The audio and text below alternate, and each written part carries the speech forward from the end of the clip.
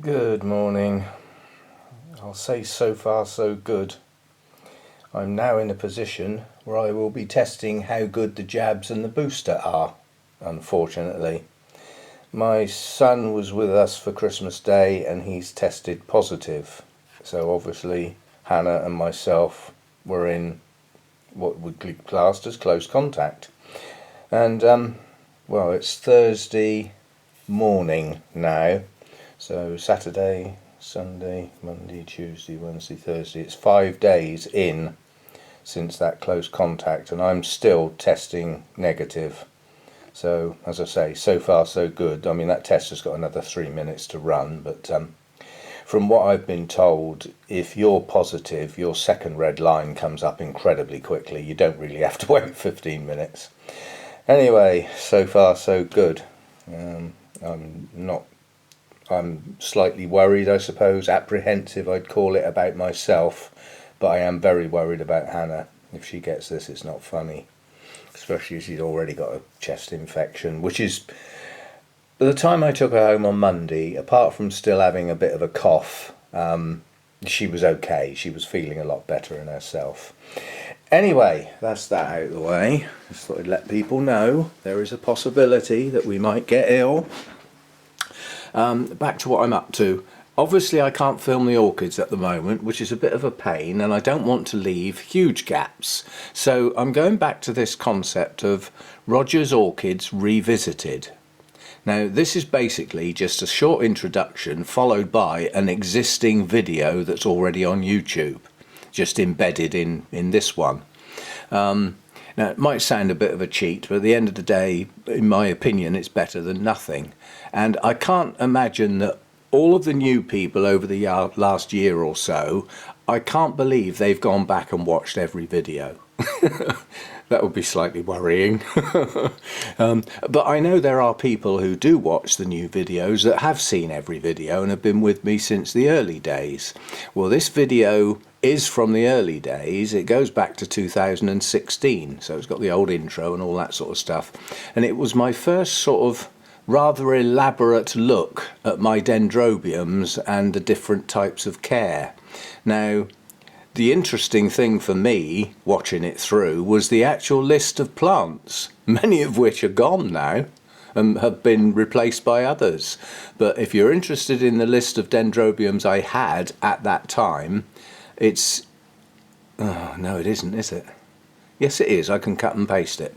On the original video is the list of all my dendrobiums and the sort of categories I'd put them into. I'll go and cut and paste that into the description of this one, which is, again, it's a revisit. So let's get on with it. Just it's an old video. It'll, you know, it'll play through as though it was part of this video, and you can choose to watch it or not.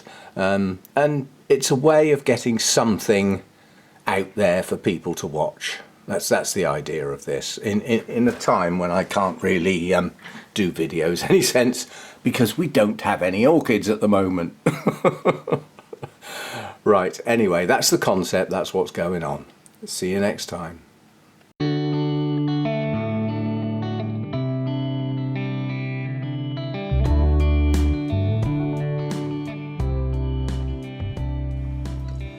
Hi, this is Roger. Thanks for dropping by. This will be a slightly unusual video for me. I don't normally do how-tos. I personally don't believe in telling other people what to do. But what I do like to do is say what I do. That's a lot of do's. Anyway, in this video I'll go over my winter experiment, as I've called it, which basically just means that everything grew intermediate and didn't get a proper rest. Results of that are varied. Some of my orchids took no notice of that fact whatsoever and have bloomed and started to grow this year, and they're doing fine. I don't plan on changing anything for those. There are those that have done okay without a winter rest, but I'm confident could do better. And then there are a relatively small set that have been quite pitiful and decided to refuse to flower whatsoever, which was possibly expected, but I just wanted to check I just want to know those that really need the rest. For me to do a winter rest is not easy. I grow intermediate, I have lots of plants in here that do not want to get cold in the winter. And I've only got one place to keep them all. But I've worked out a way of doing a winter rest, which involves a little discomfort on my part, but I'll live with it because I'm not going to do it for long. So what I will do is, my bedroom has a very, very large window that faces primarily south. It's sort of slightly southwest, but mainly south. So it's the brightest window I've got. So those that need the winter rest are going to be accommodated on that windowsill probably in early January, not before. They can stay in here till then. And then for a period of say 3 to 4 weeks, I'll turn the radiator off in there. I don't need to worry about humidity. The temperature is going to drop right down in our winter, and they will get their rest. I'll withhold water. They'll have already had their water greatly reduced by that time. That I'll have stopped feeding them altogether, probably in mid-November, something like that. And we'll see how that experiment does for the coming winter. But in this video I'll go over the successes and failures of what I actually did, and which plants have actually done okay and which have not done very well. And we'll see how it goes. Let's get started. Okay, this is Dendrobium glomeratum, and it has beautiful flowers. This is on the must stay list because I love the flowers. I got it as a young plant, reasonably short cane, deciduous, another short cane there, another one round the back there. Those are the canes it had, and at the time it had a new growth, which is this cane, and I got it early last year. It did actually flower on those deciduous canes, but this is my cane, so that's last year's growth, but it's still growing. This grew through the winter and is still growing now. That cane has not finished growing, and I will still push that cane hard until it decides it's grown enough. It has, however, got a new growth as well. So this comes into a category of a type of growth pattern that I've seen with a few of my dendrobiums, and so they will get treated the same. Just behind it is Nestor, which has been in several videos because that was a spectacular flowering session that it had, but those were not my flowers. I bought it in flower. Flowered on this cane with the leaves at the base, and the leaves dropped. Strangely enough, it's still got green leaves on the end, and it also had this one huge leafless cane. And it started a new growth for me, and I did say in a previous video, new growths on dendrobiums, push them hard, and that's the results you get. We're only halfway through the growing season, and that is luxurious growth. That's what you need from your new canes. Push them hard. I water and feed this copiously, I think's the expression. It doesn't dry out, it gets watered a lot, and these are the results. Nice big strong cane. This cane on this one will do the same thing. Okay, so this category are those that I call virtually deciduous. In other words, they grow a new cane with leaves on, and then at some time in the not too distant future they start to drop their leaves. So the leaves don't last that long on the canes. I mean, in the tree world, obviously deciduous means exactly that. Every year they drop all of their leaves and then they grow a new set. Dendrobiums very rarely adhere to that strictly. It's more like a year and a half, maybe even 2 sometimes. And I've got some that are in like a 3.5 year cycle before they lose their leaves. Semi-deciduous, we could call those. Anyway, these two are in that category. They had no winter rest. Nestor hasn't had a winter with me yet. I got it in April, so I haven't had it long enough. And I do believe, because it's mainly anosmum, if it doesn't get a rest, then this nice shiny new cane I've got here is not going to do well. It needs a rest. It comes into that category. Glomeratum probably comes into the same category. If I want blooms along the length of that nice big strong cane that I've grown, I'm going to need to rest it. So that will come into the rest category. Whether glomeratum would do okay without a rest, I'm not going to risk it. That's going to get rested this time round. Okay, right, another one in this type of dendrobium class. I set my dendrobiums up in what I call sets or classes, and it just means that they all have similar habits and have been given or are going to get similar treatment in my environment. Now, that might not be how others do it. As I said, this video is not an instruction manual. It's not telling you what to do, it's just telling you what I do. And some of it works, some of it doesn't. Choose which bits you like, choose which bits you don't like, or just do your own thing, which is basically what I do, with some calculated guesswork in there. Anyway, this is Dendrobium anosmum, but it's the semi-alba version. It has a lovely flower. It's a weak plant, and it's also quite a young plant. When I got it, it had a lousy root system. I put it in an open basket with chunky bark, give it some hairs around the roots like they like. They say squash them in tiny little pots. Well, yes, you can do that. And some of mine I've done that. Some of them have grown into those pots and are now bursting at the seams, but they're still okay in those pots, so I leave them there. This one got an open basket. That's what I had at the time. Again, it is growing a single new cane, and that cane isn't growing badly, but it's not what I would call vigorous. The older canes are only that long. So it's a third of the way up its cane length, but it's only June. That's got a lot of growing season to get into a full-size cane, so I'm happy that it will do that. I would have been a lot happier if it had pushed out several instead of just the one. Anyway, that one had a single flower for me this year, which was quite poor. Nonetheless, it was a smashing flower, but it can do better. That'll get a rest. Here's another one, comes into a similar growth pattern. This one has got far too many old canes. Now, I know some people say don't ever cut the old canes off because they help support the plant. Well, yes, they do. I'm not going to disagree in any shape or form. That's how they are. However, I've got to live with it. I've got to look at it. It's got to live with me. And to do that, I like to have plants that have a nice appearance. So some of these older canes will get cut off. You can throw your hands up in horror if you choose to do so, but that's how I work. And on this plant, I'll be happy to do that on the basis it is pushing up quite a few new canes. So by the end of this growing season, it will have a new strength to it based on those new canes, with the support of some older canes. But it's not going to need the support of all of the older canes. So I will trim some off and tidy it, as I call it. Okay, that one's primulinum, sorry, I always say that one wrong. And again, it has lovely flowers, but it's going to need a proper rest. 0 flowers this year, absolutely 0, whereas the previous year it did have flowers, so it needs a rest. We'll have to rest that one. Okay, Nobile types next. This is a primary hybrid, it's Cassiope. It's just coming into bloom now, so it doesn't follow the normal pattern of sort of late winter, early spring flowering like a Nobile would under normal circumstances.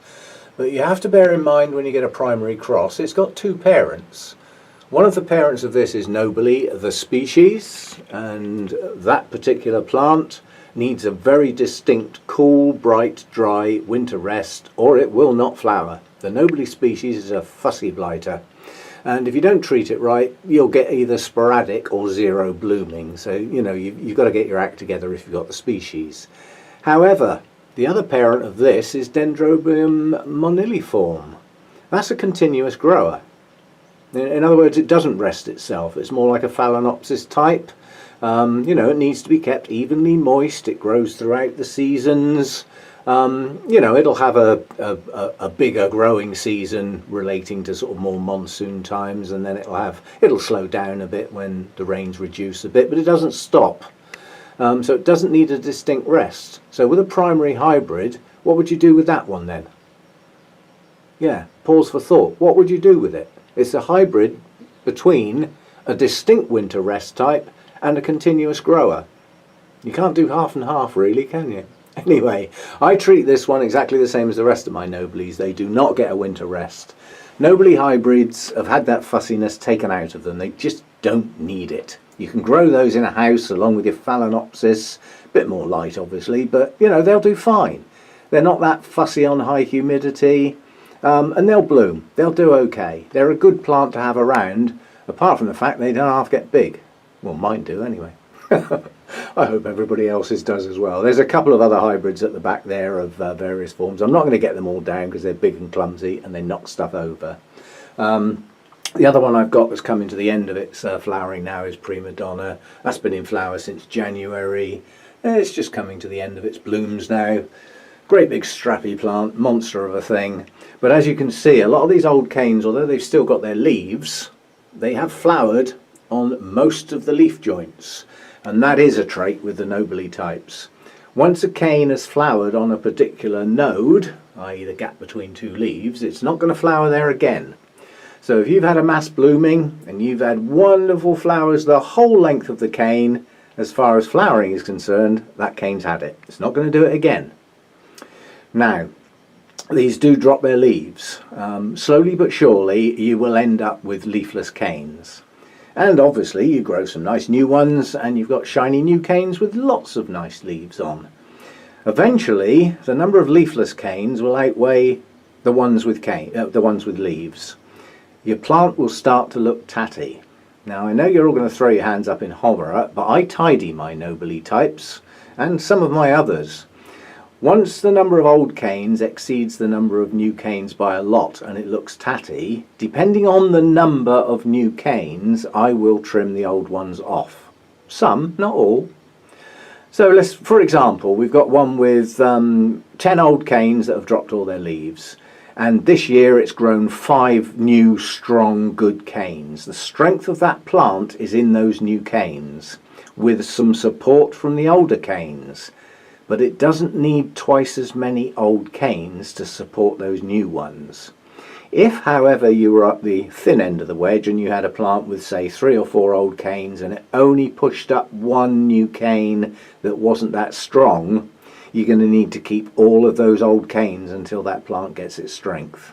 So go steady with trimming old ones, but you know, you won't get hung, drawn and quartered if you trim your plant and make it tidy. Just balance the strength of the plant. Don't take the life out of the plant by taking all the old canes off, but there again, don't put up with a tatty looking object just because somebody somewhere 40 years ago said don't trim the canes off.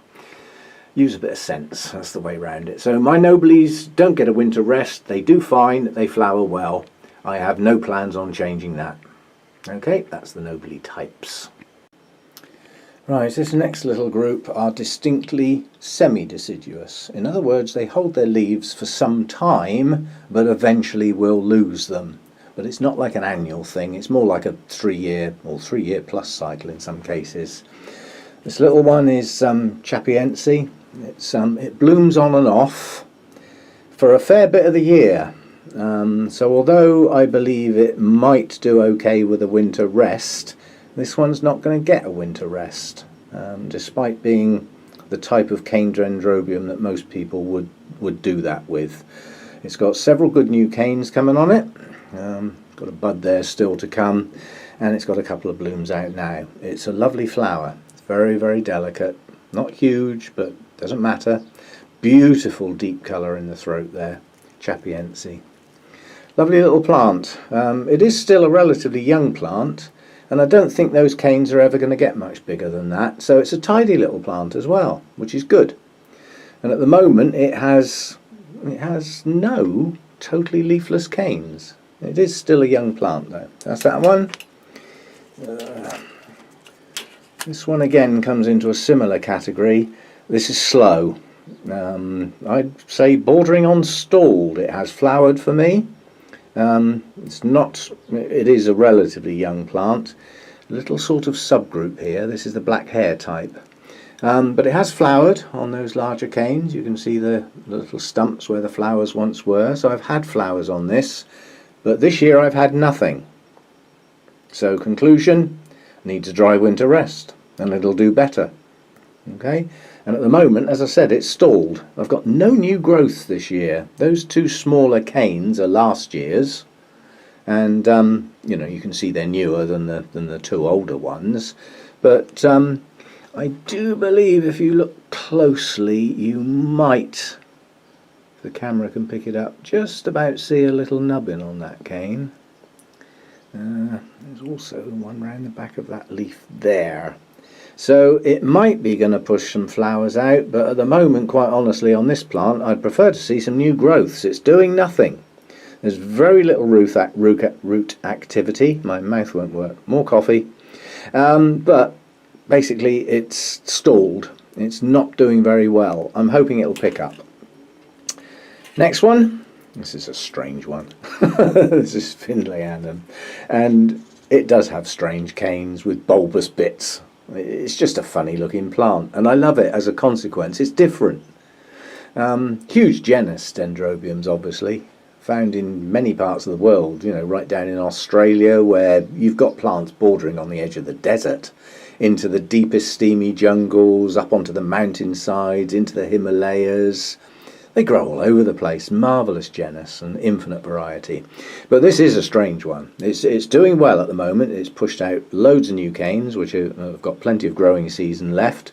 But again, if you look, some of the new canes are already larger than the older ones. Good root system pushing out, attaching to the mountain in places. Zero flowerer. Now that could be, it's a young plant. But would you call that a young plant with that number of canes and the size of them? No. So I believe that needs a winter rest. So it's going to get put in that category. Unusual looking plant. This one's a monster. This is friedericksianum. If I can get it to unhook itself. It's currently got a few blooms on it. That's not a good show. It has flowered before for me, but again, the time before wasn't a good show. This, however, is throwing up new canes like it's going out of fashion.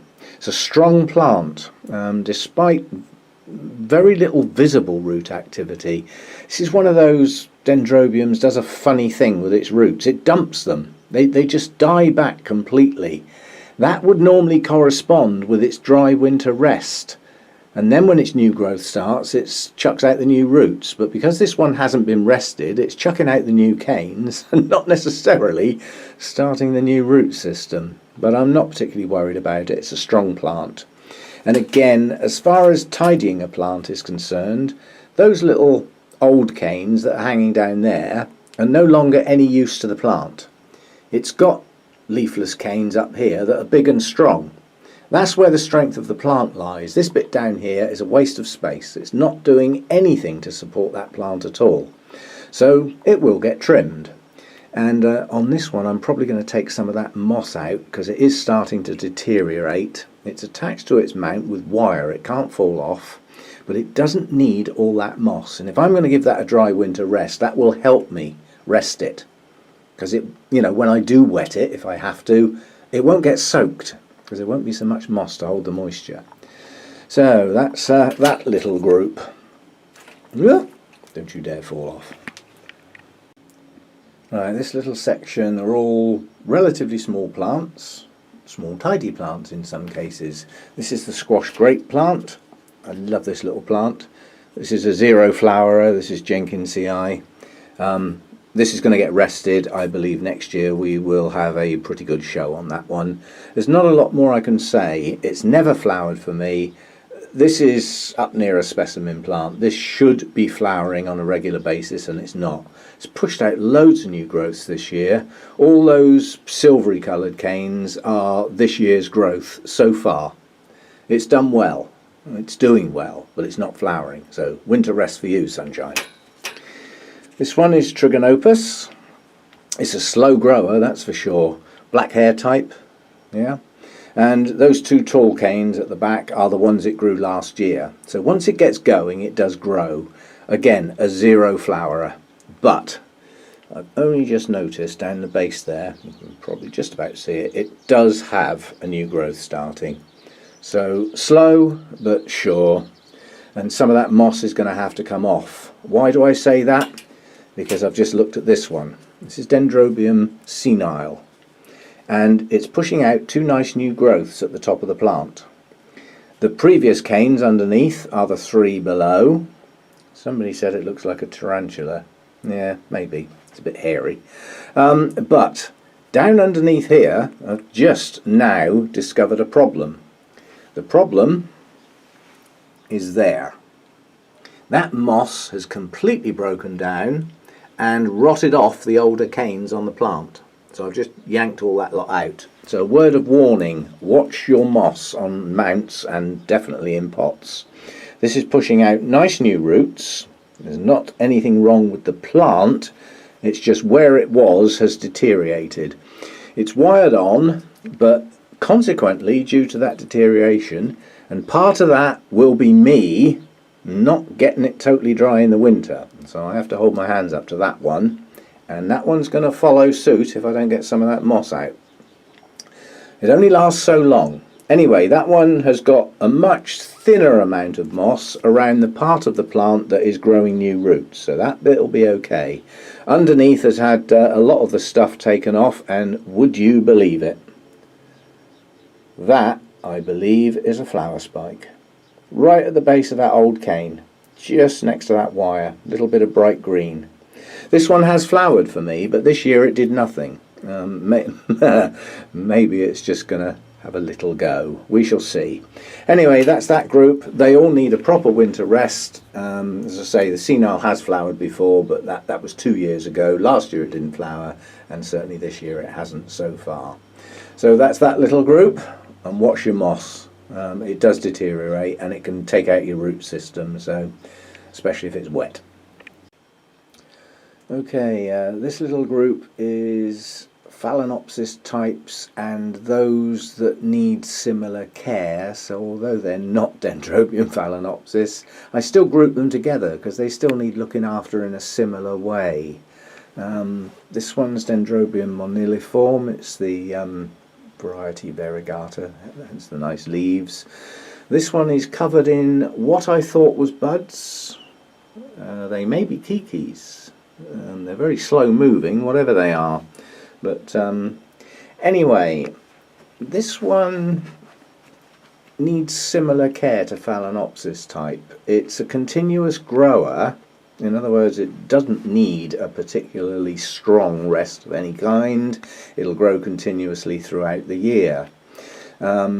Obviously, like I said, in the UK, when the day lengths get down well below 9 hours, heading towards their minimum length of 7.5 hours, the light level is poor quality within that time span. The plant's going to slow down to an almost stop. You have to look at your orchids and think, does this orchid need water? Does it need food?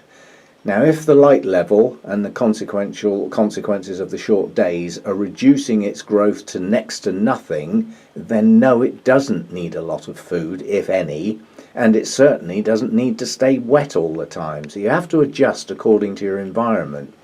If you grow in a place where the day length doesn't change much and only varies between 11 and 13 hours, a plant probably wouldn't even take any notice of that, then a continuous grower means just that. It's going to grow all the time. And if it's actively growing, feed and water it. It's as simple as that. Let your plant tell you. This one for me won't get a lot of water and next to no feed during the UK winter. Nonetheless, it does not get a dry winter rest. It doesn't need that sort of treatment. It doesn't come from that sort of environment. So it lives in my class with the Phalaenopsis types, as does this one. This is Victoria Regeni. I can never say that flipping word. You know what I mean. I'll do a pop-up. Now, this was just bought as kikis, so never expected much from this. But nonetheless, it's grown and growing. I'll say growing, not grown, because it hasn't finished. It's still got its growing tip, so it's still on the move. That's its first new cane. It's got another one coming out here. So I think that was the last lot of kikis I will ever buy. But nonetheless, this was a better looking plant as a bunch of kikis than any of the other plants I could see that were more mature plants. So I've sacrificed getting flowers quickly for what will be a stronger, better plant. In this case it's worth it because I really wanted this plant. This has been on my list for a while. I'm relatively confident that on that cane that's actually lost its leaves, those nubbins are moving. So I might actually get a couple of flowers on that. You never know, but it's young. It's a young plant. It's kikis. Now this one comes from relatively cold environment, so it's down the bottom end of intermediate, but it's still within that category. It could go cooler than my temperatures without any harm, but it'll also do okay in the temperatures I've got, so it should do okay in my environment. Time will tell, obviously. And then behind that are some standard Dendrobium Phalaenopsis types. They got a bit neglected for a while, so they haven't done as well as they could. I mean, this one's got two nice new growths pushing out there. About time too, because it's got one stump. Can't even call that a cane. That's not very good at all. Then it's got that one there that's long lost its leaves. And its last large cane, which shows its potential for size. That's a pretty big cane, but nonetheless it lost one leaf. It's now got two left, so this whole plant has only got two leaves to photosynthesize, so it's not full of energy, it's not bursting with life. But with two new canes coming on, that will pull on okay. And then it's got that sticking out there. Flowers or kiki? Time will tell. I'm not sure, but I've got time. I'll wait patiently. So just a standard Phalaenopsis type hybrid. That's actually got a name. It's Thai Angel. Does have a very nice flower. Another little one at the back. Not growing particularly well at the moment. It seems to be having a rest. It's not getting given one. It's decided to take one. It's got no new growth showing at the moment, but nonetheless it's got good sets of leaves. It has flowered.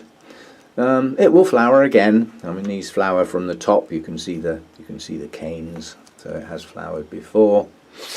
But they can flower from lower leaf joints. They don't only flower from the top leaf joint. That's normally the first point of flowering for a cane, is straight out the top.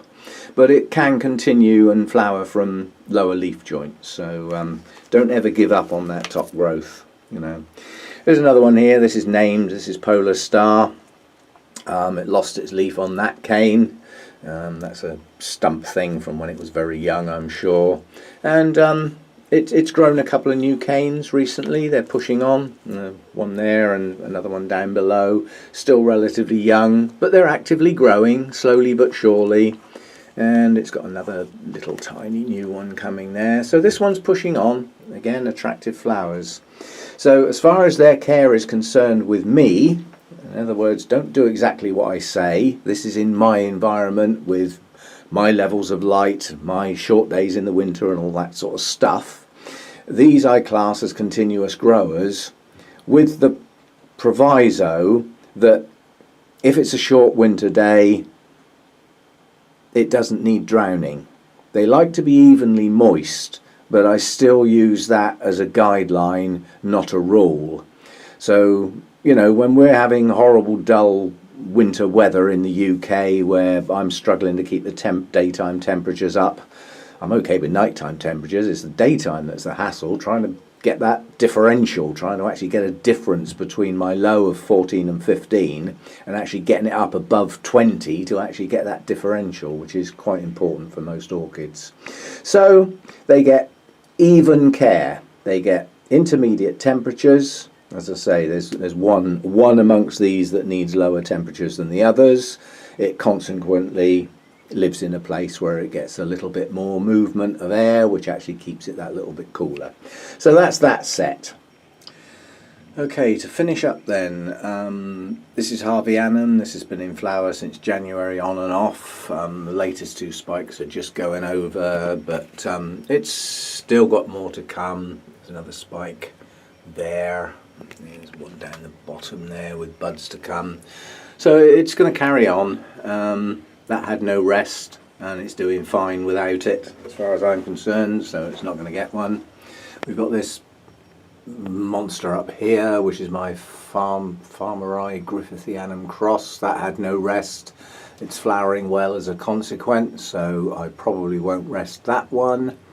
I've got a few others that I haven't necessarily gone into detail on. There's that stardust-like hybrid of some sort, no ID. There's stardust itself down there.